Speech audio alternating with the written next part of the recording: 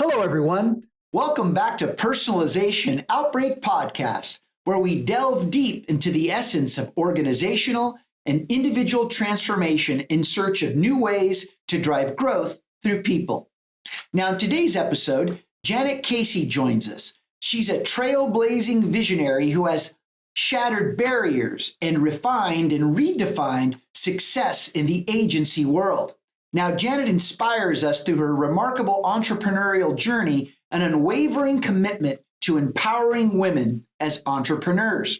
Now, Janet reveals powerful insights that enable personal fulfillment, workplace empowerment, and the unlimited potential that lies within each and every one of us.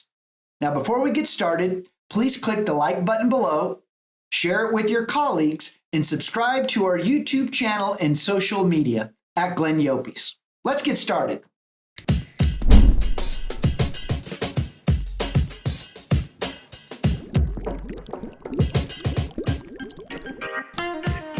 You are listening to Personalization Outbreak, a podcast about the collapse of traditional corporate standards in today's more personalized world.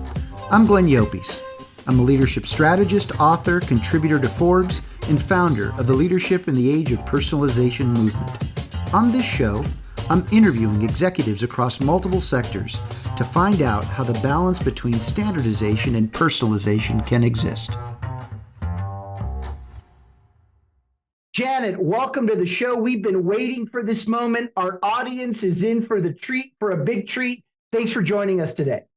Oh my gosh, Glenn, thank you so much. What an introduction. I will never live up to that, but I'm really excited to talk to you today.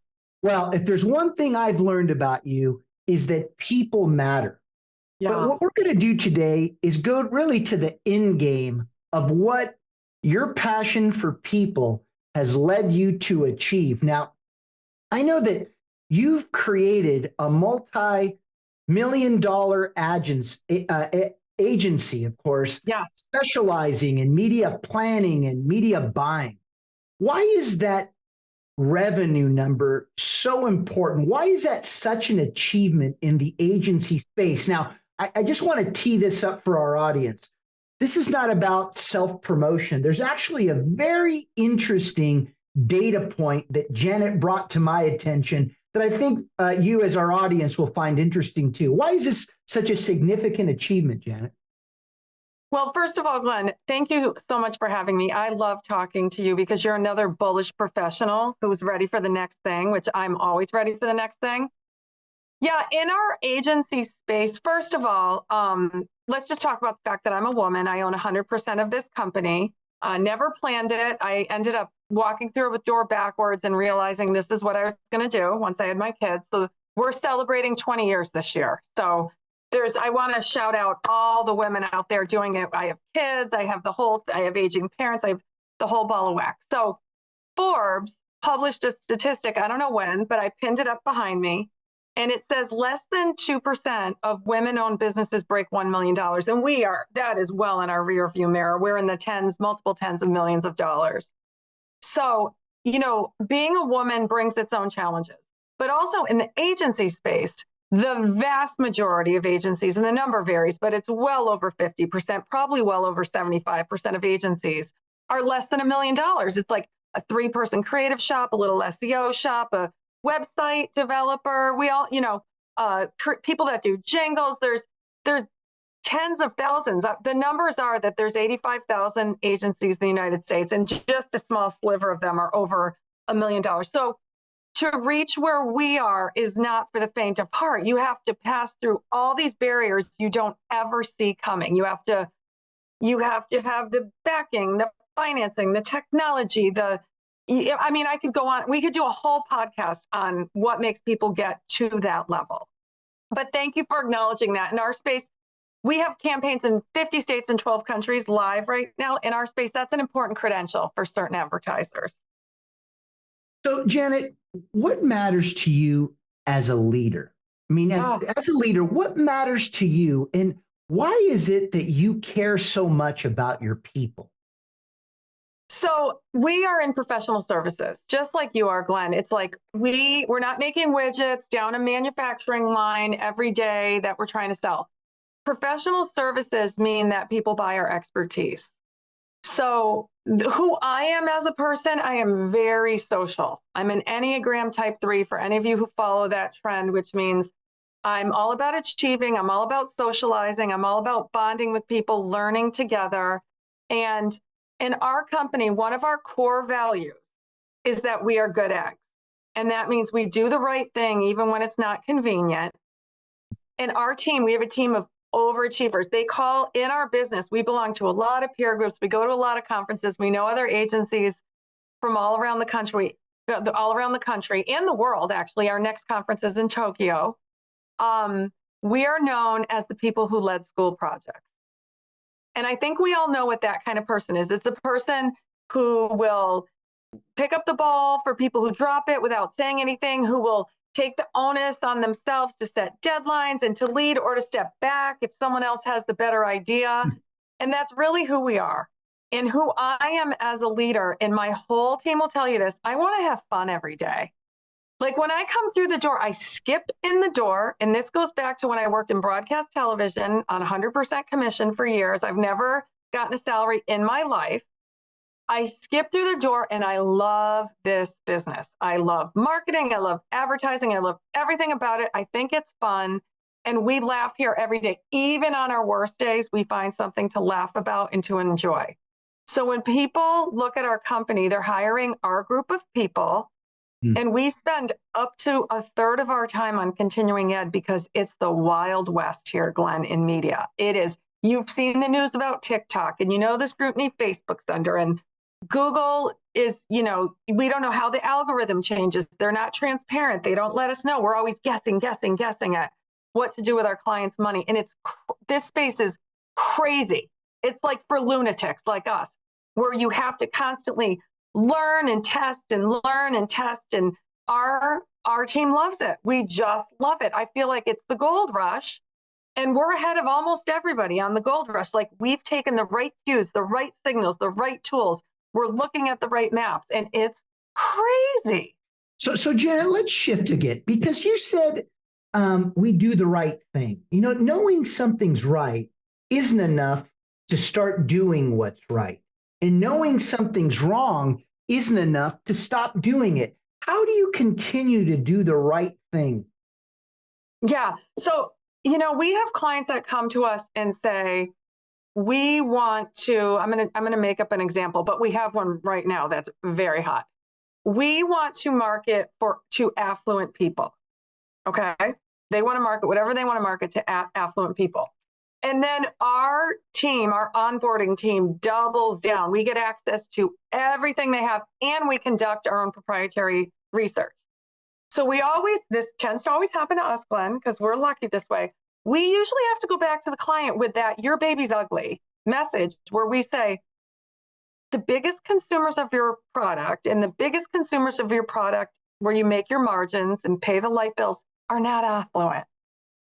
You're not who you might want to be. You may be aspirational in that, but you're really, really making your money on the everyday person, the average Joe, middle class, maybe blue collar. And if you want to continue with all of our campaigns and everything we promised you for metrics and goals and conversions and margins, if we're going to hit that, we're not going after affluent people. You could also say, yeah, we'll go after affluent people and not tell them any of that. And then you turn and burn clients. So we are the truth tellers. There's so much data. It seems like everything's trackable, even billboards. All those cars going past billboards, in the cars, people have phones, and we can now tell the truth about things you never thought you could measure before. So we tend to have to present the truth to our clients. And some of them are right on the money, but most of them are really speculating about where they're making their money, how they're making their money, what creative performs well, what doesn't perform well. And we have to serve them up what's actually happening. So how do you engage in what I call healthy tension with a client? I mean, look, there's certain things that we could all learn from one another, but how do you tell a client that, maybe all their ideas and their grand visions aren't what they really are? Yeah, great question. Great question. So, we like to show our clients their own metrics in a different way than they're used to seeing them. Most clients will look at, say, a monthly report. They'll read it the first month cover to cover. And then the second month, they'll read the executive summary, and then they go unopened for forever. And we love to circle back with clients and say, hey, this creative that you didn't love is doing the best, and you need to produce more creative like that. Look at all the numbers. See this pie of all the clients that you got? See the big piece in red? That is from the creative you really weren't that interested in and you didn't think it was your future. That's what people are looking to you for. So we always present with the data and say to clients, we'll do whatever you want us to do, but the data is leading you this way or that way. And it's told us stories that clients didn't really want to hear. Especially, we love to do a share of voice or a competitive landscape report for our clients. We'll show everyone in the category and show what we're doing the best at. And their perceptions are, it's very rare to have a client say, that's exactly what I thought you'd tell me. I am so happy to hear everything you're saying. I don't even remember the last time that happened. So there's a lot of evidence at this point. We present clients with their own information. So why is it that you have this hustle in your heart? I mean, I could hear it in your voice. What is it about the way you see the world that adds this dimension of positivity and hope into your culture? I mean, we're living at a time right now. Let me remind you this, Janet, because maybe it's hard for you to see this because of the momentum that you continue to build in your organization. There's a lot of people that aren't feeling so hopeful these days, and organizations are trying to re-energize their culture and get people to start believing again. How do you take that hustle in your heart to create a culture of not just caring, but truth? Yeah, thank you for asking that. And thank you for that compliment, because sometimes I don't see that in myself, but once I leave the house or leave the office, I definitely feel like someone who's bullish. Even in COVID hit, we shut down, and I said to myself, there's going to be a lot of business out there to grab in public health because we have a pandemic, and other people may, retreat inside of themselves and scale back and weather it out, but not us, baby. We're going to go for all of that. And we're going to put our thinking caps on, and we're going to lead the charge here. And our business was up 80% in 2020. So we are very bullish people. But I just think my dad was a salesman from very humble he has very humble beginnings in Arkansas. No one handed him a college education. He went into the military and met my mother. And out of the two of them, my mother was from a farm in New England, and my dad was from the cotton fields and, a single parent in Arkansas. And they are hustlers and happy people. Like, they're folksy, help your neighbors. Don't make excuses. Don't make excuses if you drop the ball, screw it up, say the wrong thing. Know that everybody does that and move on to tomorrow. So my dad had 3 jobs when I was younger, never ever complained. Out of that 3 jobs, he whittled down to his favorite one in sales. And I watched him. There's no technology. He's on the phone, and he was going to see his clients on weekends and nights and remembering their kids' graduations and coming home and saying, oh my God, I really like this couple that just opened a business that's buying our product. And let me tell you about both of them. And he would sit down and talk to my brother and I about all of that. And my mother was a nurse, and she worked in mental health, and she worked with veterans. And my mother was always positive too. And she spent all of her free time donating her RN services to veterans groups, community groups, taking blood pressures we are just a family who that's how we see the world, as being part of the solution. So I don't get to relax at the end of the day. Like, we just had, a holiday week, and everybody had an extra day off. And, the last day of work, I didn't really get to relax until I kind of scrolled through in my mind, is everything put to bed properly for all of our customers? Or is it at a good point where we can say, we now earned a break here? And I just got that from my parents. Like, when it hits 5 o'clock here, or whenever we're done, we have a whole team of people who are like, are we good? Is everything good? Are we well positioned? Do we present everything? Or is everything good for the few days off that we earned? And we all think about business first. We really do. And we love our business. We love it. But Janet, you can't be this positive unless you've encountered some level of adversity. I mean, you have to have your feet on the floor and know that the world isn't perfect.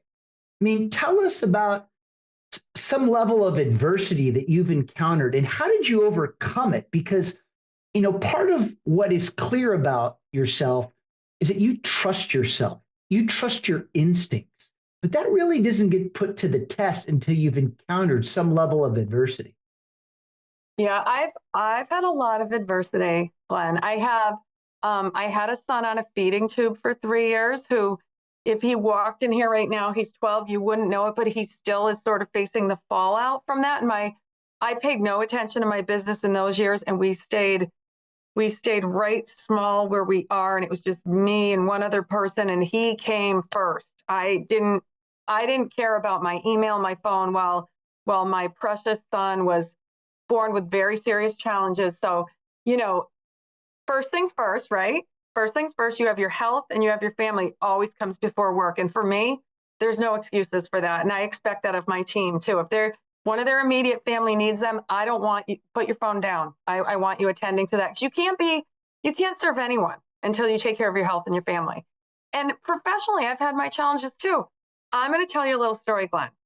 We represent one of the largest brands in the country. If I said the name of the brand, you would say, I know exactly who they are. I see them in Target. I see them at the airport. I see them everywhere. And they just got a new C-suite, a whole new C-suite. And without ever introducing us to any of the new people, they just gave us notice that they're bringing in another agency. Didn't even ask us to say hello, didn't ask to meet us or anything. And we have brought their metrics to the best they've ever had. Like, because their past agencies' work is documented in their dashboards, we serve them so well. And I had to come into the team and say, they fired us. And I came in and said, I have great news for all of you. We have tens of hours a week available to chase bigger, juicier clients that we are passionate about, because this brand is bringing in their C-suite is bringing in a new group that they worked with in the past that they obviously love and get along with. And that frees up all kinds of time for us. And guess what, Glenn? They let us know this probably 8 weeks ago. And because it freed up so much time here, we all went to work in our sales department, and we have 4x our sales opportunities in second quarter to a number we've never seen in 20 years, with juicy business right in our wheelhouse that we will destroy right out of the gate. And we are happy campers here. So what's the lesson learned? Every closed door brings an opportunity, don't you think? Like, whether I want it closed or not, if it's closed, that door made a bad choice, and I am going 10x on the next opportunity I get, right? That's the way Isn't it that should who we be. are? Well, look, at the end of the day, we should all be opportunity creators. Our metric should be, how many opportunities do we create every single day, or do we plant the seeds towards creating? We oftentimes have this glass half empty mentality that slows progress down. And this is what I love about your enthusiasm, is that you're all about creating the next opportunity and the next opportunity, not just for your own fulfillment, but for those that you serve. And that takes me to this question. I mean, how do you fill the void in people's lives to keep them feeling passionate about not just what they do, but who they are? Because look, not everybody's like you, Janet. Not everybody's been given this gift of having this tremendous, not just gift for living, but there's a lot of people that want to see and be who, not maybe just who you are, but want to, unleash their own individuality. How do you help them fill the voids in their lives that they're looking to fill themselves? Well, we have a couple of things that are part of our culture here. One is Vision Day, where each employee in each department puts down on paper, so we can go back to it every year, our 1 year and 5-year vision for their job, for their department, for our company. We also have a Hopes and Dreams Day twice a year, where we survey the staff on put your work hat aside. In your life, what are your hopes and dreams? And then we bring in all these experts to help them achieve it. So one of the ones that we did that was so successful is a lot of people wanted to buy their first piece of real estate property, whether it was a condo, a house. So we brought in a mortgage banker to talk about your credit score, how to apply, how to know how much house. Then we brought in some realtors to talk about what mistakes do people make with their first home? Where are we going? And when that series was done, we had a big spurt of marketing doctor employees closing on their first homes quickly as soon as we were done. And it was their dream. And a lot of them are in their 20s, early 20s, late 20s. And it gives them a skip in their step. In our business, in 60 to 90 days, what we knew to be true back then will cost us money today, and it will cost us, our clients, ROI. And people need to be passionate when they come to work about whatever they picked to do here or honed in on, that they bring secret sauce to. And in order to do that, when they walk through the door and put their personal life behind them, they have to be happy with what they've achieved in their personal life. Because if you're sitting here with your stomach turning and you're getting texts about the stress in the rest of your life, you're not going to be on your game here. And we realize that. So we really try to mentor people to achieve their dreams, to stay ahead of things they should stay ahead of personally, and how to like be present and to be plugged in. And the people that we have here, and I'm not going to say every employee has worked out. That's not true. Some people have been loved out the door and helped to find something that they like. Other people have said, you guys are all crazy and I am not cut out for this. Like, I am not riding this bus. And I say, thank you for telling us, because this is for a certain type of person. But the people that are here want to kill it. They want to own the space. They want to be in the gold rush. They want to be the first ones to the gold. They want to know where we're going. And that's our kind of person. And it's okay. It's okay to not be cut out for it. It's okay to be cut out for it. We have people that are incredible. They call us the people that led school projects, caffeinated overachievers. We own that. So what's going to be your legacy in the next 20 years? And how do you start getting your employees that you've inspired to be what they've become to start thinking about their own? Yeah, that's a great question. I know that I will look back on these years where I had young kids and aging parents, and we grew like crazy and won all of these national awards. I know I will look back and think, how in the world did that, how did that even happen? I already feel that way sometimes. Like, what was the plate number of that bus that hit me yesterday? Because today's a new day and I don't remember. I think I'll look back on it thinking it was wild, and it's wild every day. But when I'm done here, and I'm already talking to my managers about what is phase 3 here. Do you guys want to be part of the succession plan? Do you want to be part of any M&A we do? Do you want to be part of the next level? Because we're headed to the next level. I will be out there helping women business owners. I will be out there helping them get the funding, get the attention, get the knowledge they need, get the networks they need, so that they can make it to the level that 98% don't, because that is not right. And that is my next chapter. So that's where you'll see me. I don't know how many years that will be in, but that's where I'm headed. And how do you help your employees start finding their own? Yeah. We all talk about the parts of this business that we're jazzed about. And it's not always easy to see what's around the corner. But all of my employees spend up to a third of their time on continuing ed, and they bring in they come with a sense of wonder, and they come to our Friday lunch and learn. We all bring a bag lunch at noon on Friday, and we share everything that's going on in the business. And they have that wild-eyed toddler thing, and they're so jazzed to share what's happening. And that's where I see my people either growing us in that or leading the industry in that. And we give them the time. That's my gift to them. We give them the time, the resources to go and stay ahead of the curve. And everyone votes with their feet, right? They don't have to stay here.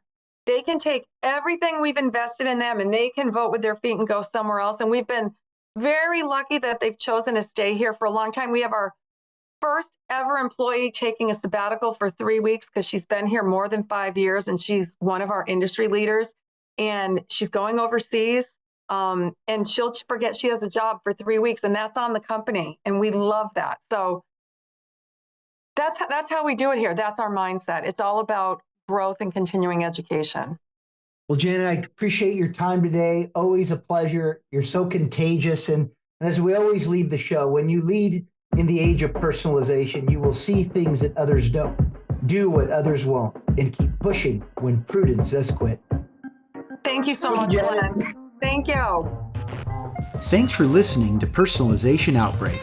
Make sure to subscribe so you never miss a show. If you enjoyed the content, visit ageofpersonalization.com to check out our free streaming video series and learn how to get involved in the movement. I'm Glenn Yopes. I wish you a good day, and remember, without strategy, change is merely substitution, not evolution.